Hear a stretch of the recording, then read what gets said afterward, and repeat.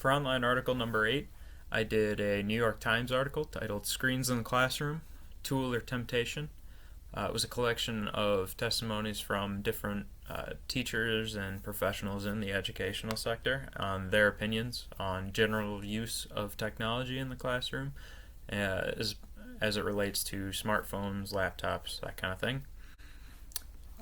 The first that I pulled from the article is a testimony from Karen Huxtable Jester. She's University of Texas at Dallas Associate Director of their Center for Teaching and Learning. She said that she was initially very opposed to having technology in her classroom. She would ban it completely from her classrooms. She said she made exceptions for students with disabilities who would use it to overcome their disabilities. She said she would loosen this up on this a little bit as she started to ask students to look things up in the middle of class discussions. I thought this was really interesting and something that I have seen for myself in classrooms in recent times in my observation hours and such. She talked about how people have very strong opinions on this and how studies on smartphones and laptops being a distraction in the classroom came up with mixed results, so people will take the side of whatever they personally agree with. She said that the dividing line is everyone wants to do what is right, but no one knows for sure what that is, and I thought that was a good point. The second piece I pulled from the article was from Pamela Stenberg. She's an English professor at City College of New York, and she talked about when she started using technology, it was because she noticed students were using it to look up words and to find meanings behind different passages from her material in order to get a better understanding of it. She compared it to when teachers would tell students back in the day to go look something up in the dictionary. She said it allows students with language difficulties to get help and clear up any issues, like translations or figuring out the context or nuance of different words.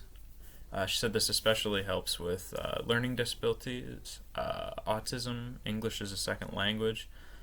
Those kind of different factors can really be helped by using technology, especially smartphones, because a lot of them have the tools to do this now. She did say, though, that it needs to be strategically implemented in order to increase student engagement. A third piece that I pulled from the article was from Perry Sampson, a professor in the University of Michigan's Department of Climate and Space Sciences and Engineering. He talked about having an app that lets his students give anonymous feedback and ask questions throughout his live lectures, and then his teaching assistants could answer those questions, and they could even put up captions or have discussions on alongside the live lectures. And I thought this was a really interesting technology and something that I thought should be used more often. It allows the students to interact with the material that the teacher is teaching without having to interrupt the teacher and without having to stop lecture just in order to clear up a few questions. I'm not sure how useful this would be in a high school classroom. The climate or the environment that a high school classroom has is a little bit different, where you can stop lecture pretty regularly. Lectures usually only last like 15-20 minutes in my experience. But the Pamela Stenberg testimony I thought was particularly interesting for my future classrooms. She talked about the language difficulties and clearing that up with technology. Specifically, I thought this would be really good for my future classrooms because there's going to be an increasing number of students that come in where English is their second language, or they don't speak English at home, or they don't speak English at all, or they just don't know the specific social studies specific terms that I'm using. Especially in history, if we're talking about like a battalion did this in a war, if they don't know what battalion means, they're going to really just lose this whole part of the lecture. So they would be able to go to their phone or laptop and look up these different terms and find them in their own language or in English or however they please. So I thought that was particularly interesting.